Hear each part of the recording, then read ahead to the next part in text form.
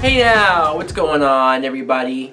My name is Mike Brown, aka ReviewKingMB, and I am here to talk about my top 5 best comedies of 2015. Let's get this countdown started. At number 5 is a movie that not too many people have talked about from this past year, or at least it doesn't seem like it. Hot Tub Time Machine 2. And maybe it has something to do with the fact that, okay, if you compare it to the first one, it's not as funny. Probably not as good. It sucked that John Cusack didn't come back. Yes, all of this is true. But I still found it funny. I still like the fact that not only did they finally make this sequel after trying to make it for a few years, but they didn't do the same exact thing, which some sequels tend to do a lot of the time, where they just sort of make the same movie or have the same beats, copy the same moments that the first movie had. No, this movie, instead of going to the past, like the first movie, it went to the future. It pulled it back to the future. So that was very promising. And I think, at the end of the day, this movie will forever, to me, be remembered for having that song that Rob Corddry sings, where his son in the movie is talking about, he references Fringe, the TV show, and he starts going, "You're a fucking nerd, no one likes you, 'cause no one likes you." I know, I'm not that great of a singer, but every time my friends and I talk about anything geek related, that song always comes up. Let's talk about number 4, Trainwreck. Now, Trainwreck was a movie that was a pleasant surprise. I mean, I didn't know a whole lot about Amy Schumer, but I was aware of her doing stand-up. But this was my first time like really seeing her truly act, being in a movie, carry her own movie. It was a Judd Apatow movie, so sort of the same issues come up, I guess you could say, where it was too long, maybe some scenes where there was a little too much improvising. That is true, but it still made me laugh. It provided me with some pretty damn good hard laughs. And I liked her character. You know, somebody who, she saw how her dad treated her mom and just women over the years, and she just was desensitized to the idea of love or truly being with somebody. So she was a whore in a lot of senses. And, you know, you see a lot of movies, comedy movies, where the guy is a man whore. He sleeps with a whole bunch of women. And it's just okay, right? That's just how it is.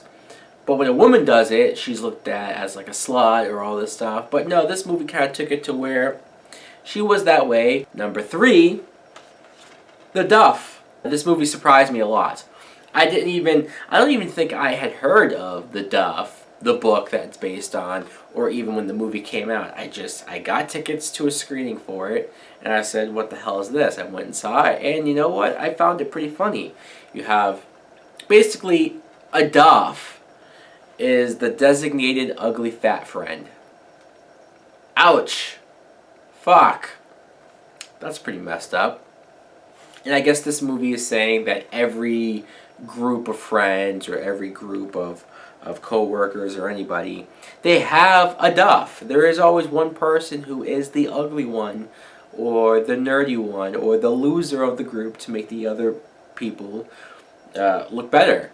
And so our main character is not only having to deal with that, realizing that she herself is a Duff, but then trying to get out of that. You have Robbie Amell, who she tries to almost get her to train her to be a cool chick, a hot chick. Again, it was funnier, a lot funnier than I thought it would be. I can get into like teen high school comedies if they're written well, if they make me laugh, and that's what this one did. Number 2, Entourage, the movie. Here's a movie that clearly you probably wouldn't have had on your radar or even liked if you didn't watch the TV show. I myself had to binge watch the TV show because not everybody likes this show. Not everybody likes a show about a group of friends One of them, Vincent Chase, is a big movie star. He goes through ups and downs in his career. You see that in the show, but you're basically watching him and his friends party, have fun, fuck chicks, do drugs, just have the time of their lives. And so maybe you could say, well, what's the fun in that? I don't know. Maybe there's a part of me who, you know, every guy has an inner douchebag to them, and so it's like, yeah, that would be cool, that would be fun. And it's funny. So that's the biggest appeal of the show to most people. I will also say that one thing that I really enjoyed about the show, and even in this movie, is seeing the inner workings of Hollywood.